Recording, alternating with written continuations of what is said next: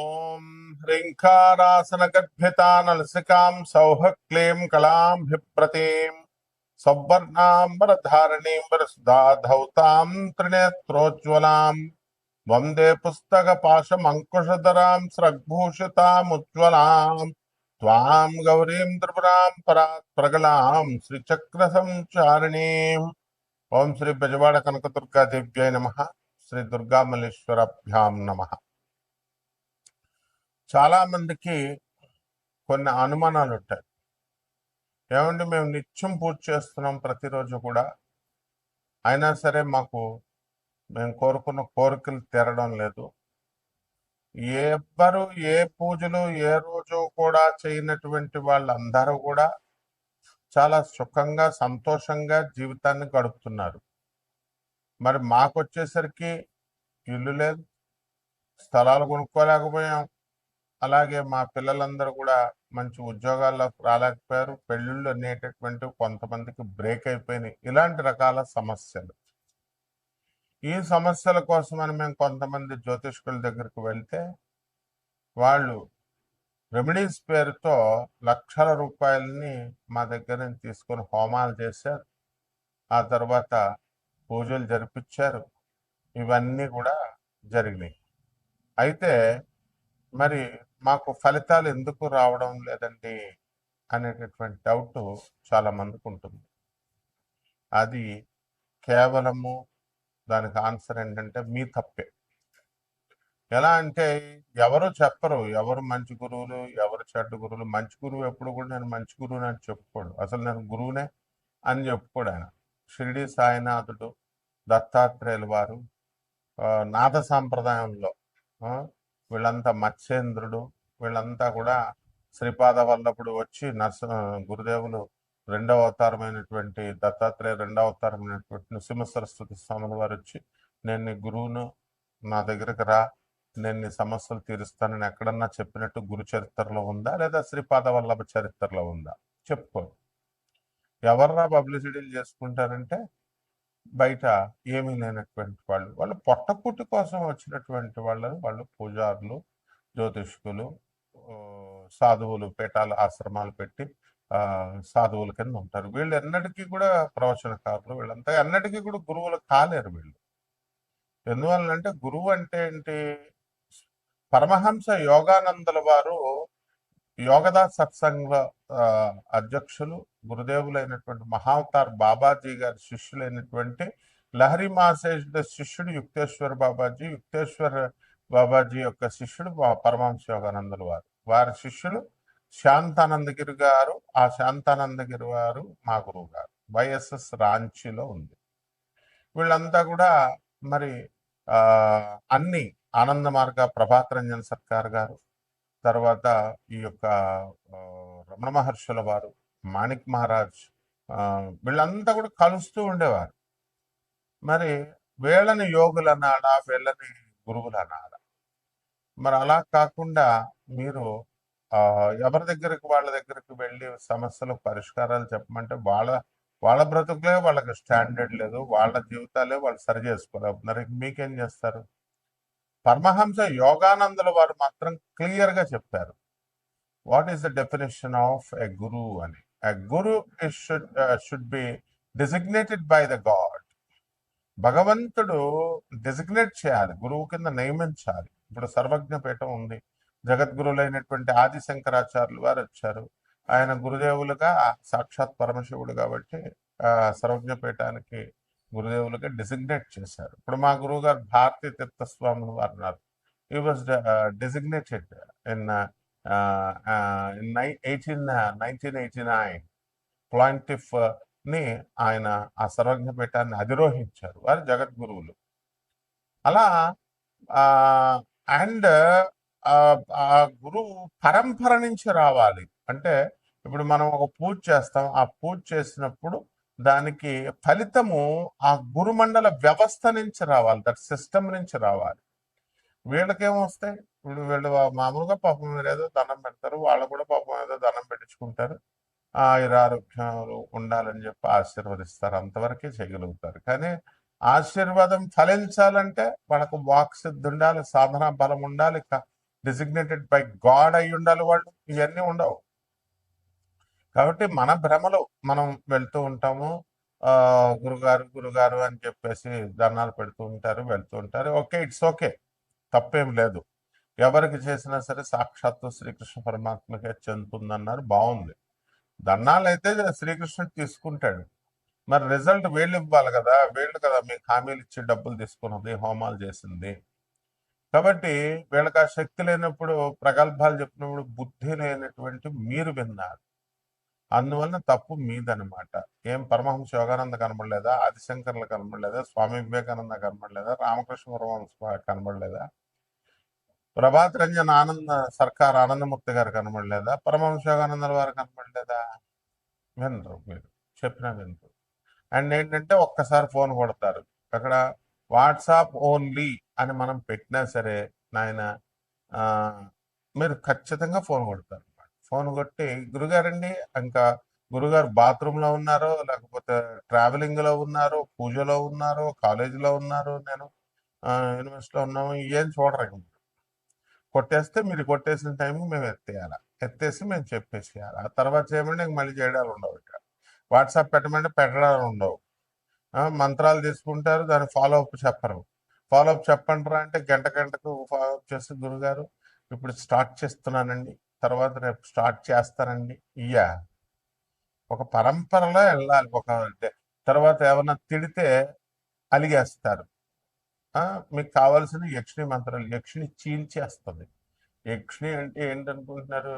ఈ యూట్యూబ్ లో ఉన్నటువంటి యక్షిణి దేవతల గురించి చెప్పిన వాళ్ళకి వీళ్ళకి ఏం తెలియదు. వాళ్ళకి యక్షిణి ఒక ఆత్మ అంటాడు, ఒకడు చచ్చిపోయిన ఆత్మ ఒకడు అయిపోయింది అంటాడు. వాడేమో సిద్ధి పొందేసిందని ఆ ఛానల్ వాళ్ళు ప్రచారం, మనం వెళ్ళడం మానేస్తే ఆ ఛానల్ వాళ్ళు ప్రచారం, ఇలా రకరకాలుగా. ఈ యక్షిణి అనేటటువంటిది మలమూత్రాలు తినాలంటాడు ఇంకొక దౌర్భాగ్యుడు. తర్వాత రొమాన్స్ చేస్తుంది మీకు అర్ధరాత్రులు వచ్చి అని చెప్తాడు ఇంకొక రాస్కెల్. ఇదే యక్షిణి దేవతల గురించి చెప్పింది. వాళ్ళ పేర్లోనే ఉంది దేవతలు అని, యక్షిణి దేవతలు అని, యక్ష గంధర్వ కిన్నెర కింపురుష దేవతలు.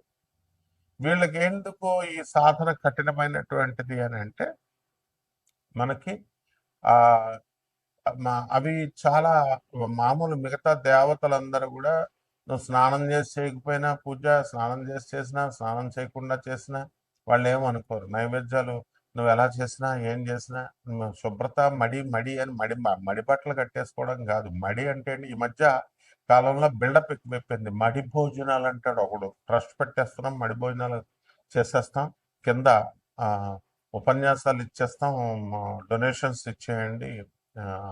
ఇక్కడ కాశీలో ఎవడో అనామకుడు, వాడు ఎవడో కట్టేవాడు, అంతకుముందు అరుణాచలం గురించి పబ్లిసిటీ చేశాడు ఆయన. తర్వాత అందులో ఎవడో ఒకడో వాళ్ళందరూ డబ్బులు ఇచ్చారు, వాడు మాయమైపోయాడు, వాడు అక్కడ వర్క్స్ ఏం జరగల. Is this the way? తర్వాత ఇంకొకడు మడి కట్టుకుంటున్నామండి, మడి పూజల్లో ఉన్నామండి, మడి భోజనాల్లో ఉన్నామండి, ఇవన్నీ బిల్డప్లు చీరేస్తుంది యక్షిణీ దేవత. యక్షిణీ దేవత ఏంటంటే మనకి కోపం అధికంగా ఉంటుంది, at the same time very disciplined. సాధన చేసేటటువంటి వాడు మినిమం శుభ్రం ఉండాలి, శుభ్రత కలిగి ఉండాలి. అంటే స్నానం చేసేస్తే సరిపోతుందా అంటే నీ యొక్క మంచి బుద్ధులు ఇవన్నీ కూడా చూస్తున్నాను.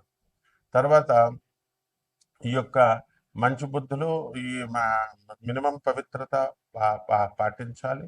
And you should respect her, you should ఆమెను గౌరవించాలి, ఆమె మంత్రాన్ని గౌరవించాలి, ఆమె ప్రెజెన్స్ వస్తుందని నమ్మాలి నువ్వు.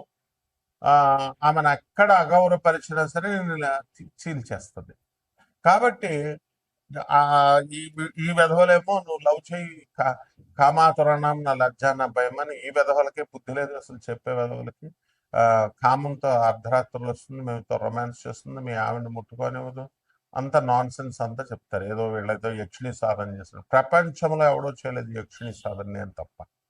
సో ఇది గుర్తుపెట్టుకోండి. ఎందువలనంటే ఆ సిద్ధి, ఆ యొక్క లక్షణాలు ఇవన్నీ కూడా మనకి చెప్పేటటువంటి మాటలను బట్టి అర్థం అవుతాయి మనకి, మీరు తెలుసుకోవాలి అది. సో అటువంటి యక్షిణి మాత్రం దగ్గర మీరు డిస్రెస్పెక్ట్ ఇవ్వకుండా, తర్వాత ఆమె పట్ల అగౌరవంగా ప్రవర్తించకుండా, అసభ్యకరంగా ప్రవర్తించకుండా, ఆ, ఇలా మీరు చేసుకున్నప్పుడు తప్పకుండా ఆమె భౌతికమైనటువంటి వరాలను ఇచ్చేటటువంటి దేవత కాబట్టి అద్భుతమైనటువంటి డబ్బుని సంపదని ఇస్తుంది. ఇంకా కొంతమంది దశమహావిద్యలు నేర్పండి అంటారు. నేర్పేయడమే ఇదేంటి, ఏమన్నా ఫిజిక్స్ కెమిస్ట్రీ మ్యాథ్స్ ట్యూషన్ ఇస్తే వచ్చేసేది. ఐఐటి ఇచ్చేస్తామని చెప్తారు నారాయణ శ్రీ చైతన్య వాళ్ళు, ఏదో ఐఐటి సీట్లు వీళ్ళ చేతుల్లో ఉన్నట్టు మేము ఇప్పించేస్తాం. ఆకాష్, ఐఐటి ఫిడ్జి అంతా ఐఐటి చేత వాళ్ళ వాళ్ళ కౌన్సిలర్లు చెప్తారు ఐఐటి ఇచ్చేస్తామండి డైరెక్ట్ సీటు. అసలు MRPTC act, monopolies restrictive trade practices act ప్రకారము ఎవరైతే గ్యారంటీ ఇస్తారో వాళ్ళని బొక్కలు వేసేయచ్చు అనమాట. ఇవన్నీ తెలుసుకోవాలి మీరు. అలాగే ఈ యొక్క దశమహావిద్యలు ఇచ్చేయండి. దశమహావిద్యలకు మీరు డిసిప్లిన్ రావాలా, తిడితే మీరు పడాలి, గురువుకే ఎదిరిస్తారు మీరు, డేట్ ఆఫ్ బర్త్లు చెప్తారు, చెప్పేసేయండి ఫోన్లో అంటారు. ఇవన్నీ కాదు. అలాగే కోటాను కోట్ల మంది కామన్ ప్లాట్ఫారం మీద చెప్పబడేటటువంటి రాశులు ఇవి. కాబట్టి రాత్రికి ఒక దౌర్భాగ్యుడు నాకు ఫోన్ చేశాడు. రాత్రికి రాత్రే మారిపోతాయండి, నేను మీ అభిమాని అండి, మీరంటే రెస్పెక్ట్ అండి అంటాడు. బాగానే ఉన్నాడు, చెప్పి సగం చచ్చి అర్థం అవట్లా. ట్రావెలింగ్ లో ఉన్నప్పుడు అప్పుడు కొడతారు అనమాట. ఏమంటే నిన్నటి దాకా బాగాలేంది, జూన్ 1 వరకు బాగాలేని జాతకము, జూన్ ట్రాన్సిషన్ జూన్ 2 నుంచి గురుడు మిథున రాశి నుంచి కర్కాటక రాశిలోకి వచ్చేస్తున్నాడు, అర్ధరాత్రి మారిపోద్ది అంటారు. బుద్ధి లేని విధవ. ఫస్ట్ అసలు జాతకాలు మారడం అంటే రాశి ఫలాలు ఈ గాడిదలు చెప్పేటటువంటి అందరూ ఈయన జాతకాలు మారిపోతాయి, ఈ పూజలు చేసేస్తే మారిపోతాయి, ఇది చేసేస్తే మారిపోతాయి అని చెప్తే నువ్వు చేయించుకున్నావు. చేయించుకున్నటువంటి వాళ్ళకి ఏమైనా మారిందా? ₹1 ఇవ్వలేదు, పావలా ఇవ్వలేదు, స్టూపిడ్ ఫెలో. మారిపోద్దా అని నువ్వు డిస్కషన్స్ చేయడానికి ఆ ఫోన్ నెంబర్ పెట్టింది. నేను ఏమైనా మీ ఫ్రెండ్ నా 2 hours టైం, 2 minutes టైం అని అంటారు. I'm world #1 astrologer and 20 countries లో ఉన్న 600 ఆశ్రమాస్కి, ఆనంద్ మార్గ ఆశ్రమానికి, ఆ తర్వాత ఇండియాలో ఉన్నటువంటి 300 ఆశ్రమాలకి రిప్రజెంటేటివ్ గురువుని, ఇంటర్నేషనల్ కోఆర్డినేటర్ని. అరే పర్సనల్ అపాయింట్మెంట్ అంటారు కొంతమంది. పర్సనల్ అపాయింట్మెంట్ అనేది కుదరదు. బికాస్ యాజ్ ఎ ప్రొఫెసర్ నాకు మొత్తం ఆల్ ఇండియాలో ఉన్నటువంటి స్టూడెంట్స్ని మేము చూసుకోవాలి. సివిల్ సర్వీసెస్ ఇలాంటి ఎగ్జామ్స్ రాసేవాళ్ళు ఉంటారు. And only for IAS, IPS, ministers వాళ్ళకి, ఎమ్మెల్యేలు, ఎంపీలకి వాళ్ళకే సరిపోదు మాకు అపాయింట్మెంట్ ఇవ్వడానికి, మా స్టూడెంట్స్ని చూసుకోవడానికి. కామన్ మ్యాన్ అది హర్ట్ చేయడానికి కాదు. We don't have enough time. అందుకని చెప్తున్నా సరే అర్థం చేసుకోవట్లేదు. సో దీన్ని బట్టి, ఈ యొక్క కర్మలను బట్టి ఈ ప్రతి ఒక్కడు కూడా ఈ పూజలు చేయాల్సినటువంటి అవసరం లేదు. అయినా సరే మీరు జాతకాలను మార్చుకోవచ్చు డిసిప్లిన్ వల్ల. అది ఎలాగో మా ఒక్కొక్క రాశికి ఎలా ప్రభావితం చేస్తుంది అన్నది నేను చెప్తాను. మేషరాశి వారికి అందరికీ కూడా ఏలినాటి శని జరుగుతుందని అందరికీ తెలుసు. ఈ ఏలినాటి శని జరిగేటప్పుడు మీరు కొత్త స్నేహితులతో పరిచయాలు ఇవన్నీ కూడా తగ్గించుకోవాలి. కొత్త వాళ్ళ మీద సెటైర్లు వేయడము, జోకులు వేయడము, బంధువుల్లో వాళ్ళతో వెళ్తూ ఉంటూ చేయడము, ఇలాంటివి తగ్గించుకోవాలి. లేకపోతే అనవసరంగా మీరు బ్యాడ్ అయిపోతారు, అపనిందల పాలైపోతారు మీరు. తర్వాత ఈ యొక్క ఆదాయాల విషయంకి వచ్చేసరికి కొంచెం మనకి కొన్ని గ్రహాలు మారుతున్నాయి. మనకి ఇప్పుడు రవిబుధులేమో ఇద్దరు కూడా మనకి మే 29, 2026 సంవత్సరం వరకు వృషభ రాశిలో ఉంటాడు. ఆ తర్వాత బుధుడు మనకి మిథున రాశిలోకి వస్తున్నాడు. గురు, శుక్ర, బుధ గ్రహాలు అనేటటువంటి ఒక పాయింట్లో కలిసి జూన్ 2 తర్వాత మనకి గురుడు కర్కాటక రాశిలోకి వెళ్ళిపోతున్నాడు. వీటి కారణాల రీత్యా ఆదాయాలు ఇంతకు ముందు కంటే కూడా సంవత్సరం కంటే కూడా తగ్గడానికి అవకాశాలు ఉన్నాయి. అంటే ఖర్చులు మరి విషయంలోకి వచ్చేసరికి ఈ యొక్క రేట్లు కూడా పెరగడానికి మేషరాశి వారికి అధికంగా ఉన్నాయి. అండ్ పరీక్షల ఫీజుల కోసం తడుముకోవాల్సినటువంటి పరిస్థితి విద్యార్థులకు వస్తుంది. కాబట్టి జాగ్రత్తగా ప్రతి పరీక్ష కూడా రాసుకోండి, మంచిగా సీరియస్గా ప్రిపేర్ అయ్యి. అలాగే వ్యాపారస్తుల దగ్గరికి వచ్చేసరికి అనవసరమైనటువంటి ఖర్చులు, వృధా ఖర్చులు ఉంటాయి.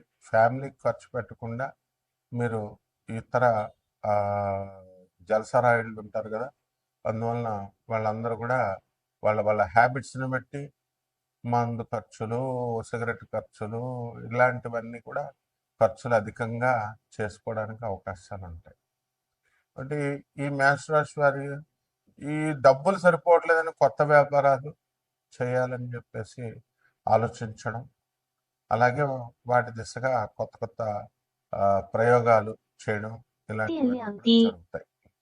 ఏది చేసినప్పటికీ కూడా మనకి వ్యవసాయ రంగంలో ఉన్నటువంటి వాళ్ళు మాత్రము, రైతులు, కమిషన్ ఏజెంట్స్ బాగుపడడం అనేటటువంటివి జరుగుతాయి.